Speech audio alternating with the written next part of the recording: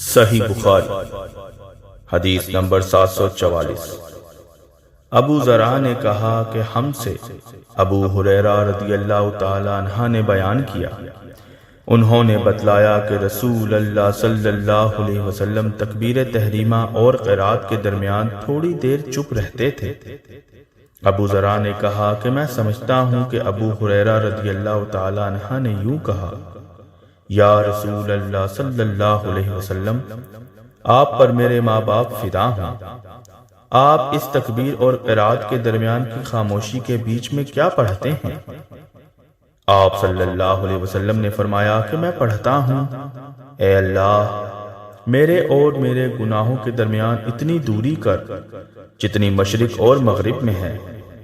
اے اللہ، مجھے گناہوں سے اس طرح پاک کر جیسے سفید کپڑا میل سے پاک ہوتا ہے۔ اے اللہ، میرے گناہوں کو پانی، برف اور اولے سے دھو ڈال۔